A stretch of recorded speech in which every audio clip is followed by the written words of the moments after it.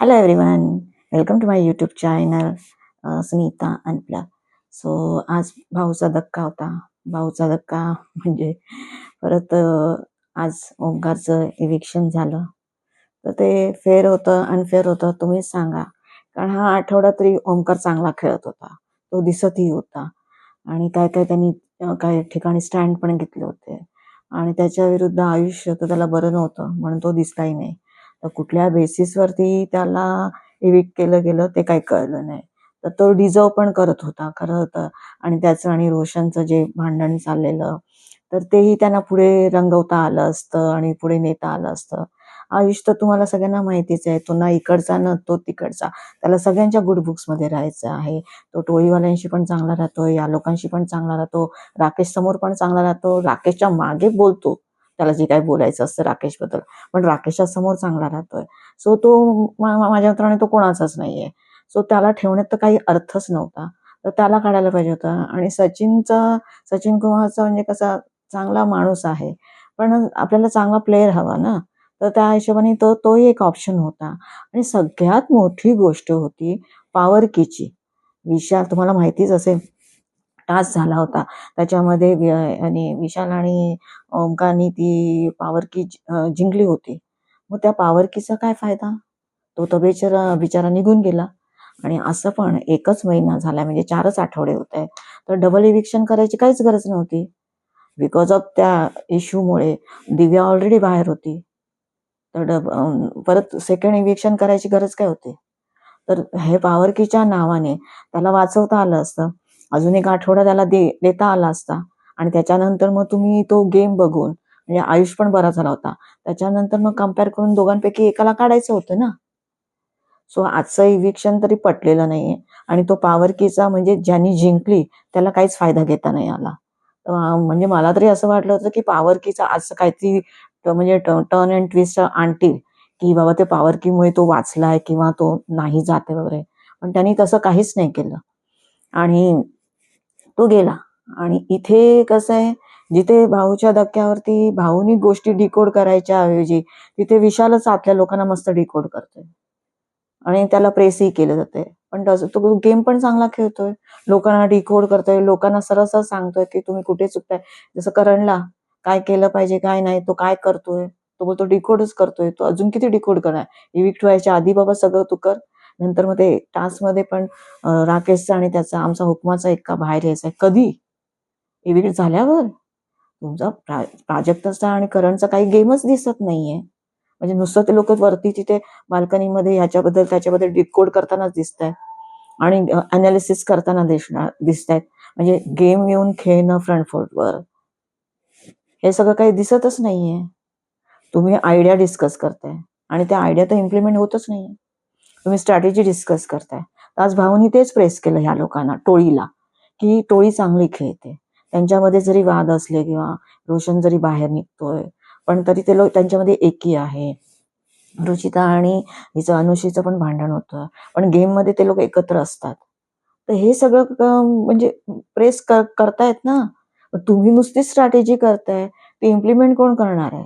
तुम्ही दोघंच वरती बसलेले असतात, काय स्ट्रॅटेजी करताय, अनालिसिस करताय, काय डिकोड करताय, कोणाला काहीच कळत नाही. तर फ्रँकली स्पीकिंग कोणाचा काय गेम आहे? राकेश आहे तो वॉकआउट करतोय, दीपालीचा आहे रुचिताला तीच चांगलं टॅकल करू शकते, कारण ह्या 2 दिवसात बघितलं. आणि आजही एवढं म्हणजे काल एवढं बोलून झाल्यानंतरही ती रुचिता काही बाबा थांबेच ना. परत येऊन बाई चालू झालीये, कसंही बोलते, म्हणजे तिच्यावरती काही फरक पडताना दिसतच नाहीये. नंतर बाकीचे दुसरे लोक आहेत, सागरचा गेम काय इकडे तिकडे दोन्हीकडे. म्हणजे ऍक्च्युली डबल ढोलकीचं त्याला द्यायला पाहिजे होतं सागरला, हिला तन्वीला देण्यापेक्षा. मला तरी असं वाटतं. इव्हन विशालला पण देऊ शकले असते, कारण विशाल पण इकडे तिकडे टोळीमध्ये असतो, फेवर पूर्ण टोळीला करतो आणि दुसऱ्यांबरोबर पण चांगलं राहून त्यांना समजावण्याचा सगळा त्याचा सूर चालू असतो. व अनुश्री जेव्हा काम करत नाही, तो अनुश्रीला समजावत नाही की तू कर. तो दुसऱ्यांना सांगतो नाही आपण आपल्या ड्युट्या करूया, मग तिच्यात आणि आपल्यात काय फरक राहिला. म्हणजे ऍक्च्युली तो गेम खेळतोय आणि हे बाकीचे मूर्ख लोकांना काही कळत नाहीये. ते लोक त्यांच्याशी, दीपाली म्हणते तो माझा फ्रेंड आहे. भाई असला कसला फ्रेंड? तुम्हाला कळतच नाहीये तुमच्या मागे, सर्वांच्या मागे तो गेम खेळतोय. आज तो पोरींना पुढे करतोय. त्या पोरी निगेटिव्ह दिसतायत, पण तो नाही दिसत आहे. पण पूर्ण प्लॅनिंग प्लॉटिंग त्याचंच असतं. आज रोशनला काय गेम कळतोय? त्याला काही काडीचा गेम कळत नाहीये. त्याला हे लोक सांगतायत, समजावतायत, तेव्हा तो खेळतोय. नुसतं बॉडी असून फायदा नाही भाई, ब्रेन भी चाहिए. ब्रेन पाहिजे आपल्याला. आज त्याला डिकोड करायचं होतं, सांगायचं होतं कोरीपाठीचं. What he has done? तो ओमकार बद्दल सांगतोय. तू याबद्दल सांग की तू कसा स्ट्रॉंग आहेस ते. त्याला काही कळत नाही. सो बघूया, म्हणजे खरं ना, हे जर मला तरी पूर्ण डिसअपॉइंटिंग वाटला भाऊचा धक्का. म्हणजे कळत नाही का बोललं जात नाहीये एकदम स्ट्रॉंगली, खरंच नाही कळत आहे. आणि जे की चुकीचं चाललंय. असं नाही. आता ह्यांनी काय केलंय, स्टार्टिंगलाच या लोकांनी टोळीला प्रेस केलं. ह्याच्याने काय होणार आहे, हे लोकांना अजून पुश होणार, यांना अजून हे लोक मोटिवेट होणार. म्हणजे ह्यांना वाटतंय की आम्ही करतोय ते बरोबर करतोय, हे लोक जास्त करणार. तुम्ही तिला तर सांगा, रुचिताला, बाई माझं हे काहीच म्हणणं नाही, बिग बॉस आहे, तुम्ही आर्ग्युमेंट्स करा, भांडणं करा, मी सतत हेच बोलते. पण तुमचा टोन, तुमचा व्हॉल्यूम, तो तर बाबा कंट्रोल करा. तुम्ही कुठल्या लेवलवरती जाताय, तुम्ही किती डिसरिस्पेक्ट करताय मॅच्युअर्ड आणि सिनियर लोकांचा. भले ते कंटेस्टंट आहेत, तुम्ही सगळे सेम आहात, पण बाहेर आपण असं वागतो का? आज बाजूची पण कोणी असेल तर आपण तिला आंटी म्हणतो, काकू म्हणतो, मावशी म्हणतो, काही ना काहीतरी म्हणतच असतो ना, आणि रिस्पेक्ट करत असतो एकमेकांना, काका वगैरे म्हणून. म्हणजे आणि तुम्ही वगैरे म्हणून. आम्ही इथे तुम्ही सरळ अरे तुरे करताय. That is also okay.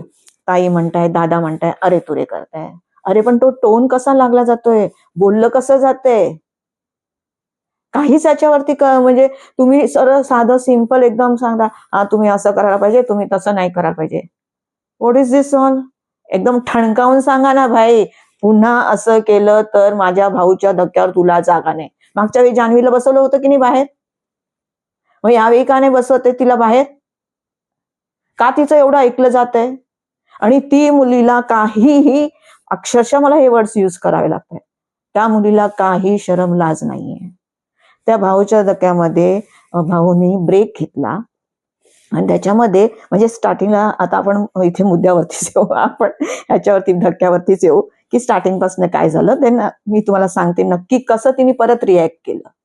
स्टार्टिंगला यांना टोळीला प्रेस वगैरे केलं की फार टोळी चांगली खेळते, भले त्यांचे आर्ग्युमेंट्स होत आहेत पण ते एकत्र असतात, लॉयल्टी आहे, तर हे सगळं बरोबर आहे. जे बाकीच्यांमध्ये सगळ्यांमध्ये मिसिंग आहे. हे लोक बाकीचे सगळेजण म्हणतात आम्ही एकत्र आहोत, आणि एक दुसऱ्याच्या मागे बोलताय. तुम्हाला जर राकेश आवडत नाहीये, राकेशचं तुम्हाला मत पटत नाही, बोला ना तोंडावर, नाही मला हे मत पटत नाहीये आणि मी नाही ऍग्री होते. आयुष त्याच्या समोर बोलतोय, त्याला मिठी वगैरे मारतोय, आणि नंतर परत वरती जाऊन करण आणि प्राजक्ताकडे, तो ना मला असं बोलत होता, तो ना मला तसं बोलत होता. हे काय फालतूगिरी? तर नंतर मग इथे म्हणजे ह्याच्यामध्ये असंच होतं ना, एकी नाहीये ना, त्यामुळे ना गेम मध्ये पण आता ह्या लोकांना जिंकवायचं होतं सचिनला, टोळीने आता कसं सागरचं तर माहिती ना, इकडून तिकडून करतच असतो, तर त्याला कॅप्टन तर सगळ्यांनाच बनायचं असतं. मग टोळीने सागरला जिंकवलं. मग तुम्ही ते 3-4 जण असून ते लोक एका व्यक्तीला जिंकवलं, आणि तुम्ही एवढे बाकीचे सगळे 12 लोक असून, जेवढे काही राहिले असते 10-12 लोक, तर ते नाही जिंकू शकत. याचा अर्थ काय? तुमचं प्लॅनिंग नाही, तुमची स्ट्रॅटेजी नाही, काहीच करत नाहीये. तो माणूस जाऊन प्रत्येकाकडे, विशाल सगळीकडे जाऊन डील करतोय, तुम्ही यातलं काही करत नाही. प्राजक्ता आणि करणला काही पडलेलं नाहीये. सचिन एकदम बिचारा साधा माणूस आहे, तो या गेमसाठी नाही बनलेला आहे. दीपालीचं आणि राकेशचं काहीतरी वेगळंच चालू असतं. तन्वी पण इकडे तिकडे, तिला माहितीये ती मी तर म्हणेन ती बेस्ट गेम खेळते, तिलाच गेम कळलाय. ती इथेही असे, तिथे असे, जिथे तिला मुद्दे मांडायचे, जिथे तिला आवाज चढवायचा आहे तिथे बरोबर चढवते, बरोबर बोलते, सगळं काही बरोबर करते, ती दिसते. What about others? कोणच दिसत नाहीये त्याच्यामुळे, म्हणजे मुद्देच दिसत नाही यांचे, खेळतानाच दिसत नाहीये.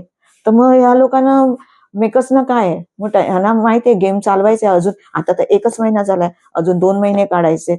ह्यांना तर गेम चालवायचा आहे, तर मग आपल्याला गेम पुढे नेण्यासाठी यांना टोळीची गरज लागणारच आहे. मग त्यांना तर पुश करावंच लागणार. मग त्यांना प्रेस केलं गेलं टोळीला आणि मग ते एकदमच खुश. म्हणजे एवढं बोलूनही काही फरक नाही पडला. त्याच्यानंतर मग ते लोक सागरला त्यांनी कॉंग्रॅच्युलेट केलं कॅप्टन झाल्याबद्दल. आणि नंतर मग सागरला पण सांगितलं की कॅप्टन म्हणून तुमचे काय रोल होता, तुम्ही काय करता. ते जे तन्वीचं आणि रुचिताचं जे थोडं नाही झालं, जास्तच भांडण झालं, त्याच्यामध्ये काय केलं सागरने. म्हणजे तुम्ही अजून बेटर करू शकला असतात आणि तुम्ही प्रत्येक गोष्ट बिग बॉसला विचारताय. अरे तू 1 महिन्यापासून तिथे आहे ना घरामध्ये, मग तू बघितलंयस ना काय चाललंय, कसं करायचं असतं. तर तरी प्रत्येक गोष्ट बिग बॉसला विचारतात. तर भाऊ तेच म्हणाले की प्रत्येक गोष्ट तुम्ही बिग बॉसला विचारता. आता बिग बॉस काय सांगणार, घर कसं चालवायचं ते. म्हणजे इथे तुम्ही सागरला तर मी हेच म्हणे, एवढं मॅच्युअर्ड आणि एक्सपिरियन्स माणूस असून सुद्धा नाही आवडते त्याचा फ्रँकली स्पीकिंग गेम. तर नंतर परत मग त्यांचं जसं भाऊ म्हणाले एक ब्रेक घेतो. ब्रेक घेतो म्हटलं, सगळं डिस्कशन वगैरे झालं आणि यांचं मग चालू झालं. नंतर सगळेजण म्हणत होते रुचिताला वगैरे, अनुश्री तिला सांगते, समजावण्याचा प्रयत्न करते, बाई तू चुकीचं गेलं वगैरे. नंतर इथे रोशन आला, नाही तू भांडायला नाही पाहिजे, रोशन दादा तू काही तर बोलूच नकोस. रोशनचा आवाज बंद. असा त्या ओंकार समोर किती, बापरे, फार शर्ट बिर्ट काढून मारण्याची तयारी. आणि ती जशी बोलली पूर्ण आवाज बंद. त्या माणसाचा एकही शब्द तोंडात फुटत नव्हता. हा कसला गेम आहे, ही कसली तुमची स्ट्रॉंग पर्सनॅलिटी, नाही कळलं. मग नंतर मग यांचा टास्क चालू झाला, संडे फंडे. हा सॉरी, आणि नंतर एक राहिली गोष्ट. नंतर त्याच्यामध्ये ती जात होती आतमध्ये बेडरूम मध्ये, तर तिने जोराने दरवाजा उघडला ह्याच रागाच्या भरात. रोशनला म्हणाली की मला बोलू नकोस, आणि धडधड गेली. आणि तिथून तिने जोराने दरवाजा उघडला आणि तिथून दीपाली पासन होत होती. तर दीपाली बोलली लागेल, तर म्हणे लांबून जायचं. म्हणजे एकदमच तोच टोन, तोच फालतू टोन, लांबून जायचं. तर ती म्हणाली दीपाली, हे आमचंही घर आहे, आम्ही का लांबून जाऊ. तर म्हणे जवळून जायचं. अरे काय आहे, म्हणजे तुम्ही ठरूनच ठेवलंय की तुम्हाला म्हणतात ना वाकड्यातच घुसायचंय आणि भांडणच करायची. किती मूर्खपणा. आणि हे सगळं चालून घेतलं जातंय, सगळं A to Z. बापरे, कठीण आहे. सो मग टास्क चालू झाले यांचे फंडेचे संडेचे टास्क. आणि मग ती गाणी, आणि मग ते गाण्यांवरनं ओळखायचं हे गाणं कोणाला डेडिकेट आहे वगैरे, कोणाच्या खांद्यावर कोणाचे ओझे. म्हणजे कोण म्हणतं काय प्रभूचं, सागरचं ह्याच्यावर ओझं आहे, कोण अजून कोणाची नावं घेतोय, तन्वीचं प्रभूवर ओझं आहे की असं सगळं. सॉरी, प्रभूचं तन्वीवर ओझं आहे. नंतर दे हॅव डिसाइडेड विशालचं, की विशालवरती टोळीचं ओझं आहे. नंतर लबाड लांडगा ढोंग करते ते आणलं. मग त्यांनी सगळ्यांनी प्रभूला हे केलं, मे नागिन तू सपेरा वगैरे. आणि त्याच्यामध्ये मग तन्वी, रुचिता, दीपाली वगैरे. म्हणजे ह्याच्यामध्ये असं पण होतंय ना की आता हे गाणी बिणी दाखवते, आधी सगळं डिसाईड करायचं होतं की हे डेडिकेट कोणाला आहे. टोळीतल्या या पोरी स्वतःहूनच पुढे येत आहेत आणि करतायत. म्हणजे हे लोक दिसण्यासाठी काहीही करतायत, काही पुढेच स्वतःहून येत आहेत, पुढेच करतायत. आणि बाकीच्या लोकांचा हाच प्रॉब्लेम आहे, जसा प्राजक्ता करण्याचा, बसून असतात आणि बघत असतात. अरे तुम्ही काय खरंच म्हणजे जो वर्ड यूज केलेला, पिकनिकला आलाय तुम्ही, नाही ना, खेळायला आलायत ना, मग खेळा ना. बाकीचे प्लॅनिंग प्लॉटिंग करताय, स्ट्रॅटेजी करताय, आणि तुमची स्ट्रॅटेजी तुम्ही करताय आणि ती इम्प्लिमेंटच होत नाही, वर्कच होत नाही. फायदा काय त्याचा. पुढे जाऊया आपण. नंतर चोरीचा मामला, तर ऑफकोर्स सगळ्यांना माहिती चोरी कोण करते, अनुश्री करते. देन पुढे धोका आहे मोका आहे वगैरे ते गाणं, ते डेडिकेट रुचिताला केलं. आणि नायक नाही खलनायक हूं मैं, ते विशालला केलं. आणि नंतर मग अजून ते एक हा इधर चली मैं उधर चली, ते तन्वीला सांगितलं. नंतर पिंजरातलं गाणं कुठे दिसना कुठं दिसना, ते ओंकार आणि आयुषला म्हणजे कुठेच दिसत नाही असं.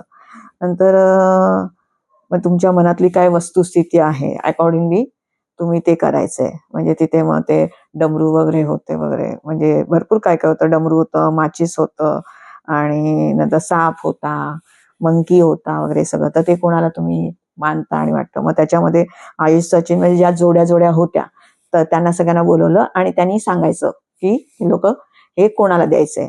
मग नंतर मग ते आयुष सचिन आणि करण हे तिघं होते ते, मग त्यांना डमरू दिला. तर डमरूचं त्यांनी तन्वीला दिलं. डमरूचं तन्वीला का दिलं, डमरू तर सागर पण देऊ शकता, तुम्ही विशालला पण देऊ शकता, पण त्यांनी तन्वीला दिलं. नंतर राकेश आणि अनुश्रीला बोलवलं, मग त्यांनी माचिसचं केलं, तर माचिसचं दीपाली आणि करणला दिलं.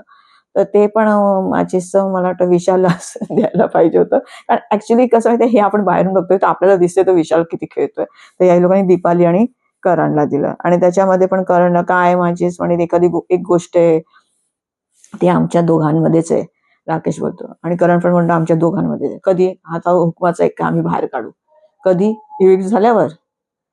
हेच आहे, हेच विशाल बरोबर डिकोड करतो. आणि नॉट ओनली डिकोड, तो सरळ हे तोंडावर बोलतो, जे की हे भाऊनी केलं पाहिजे.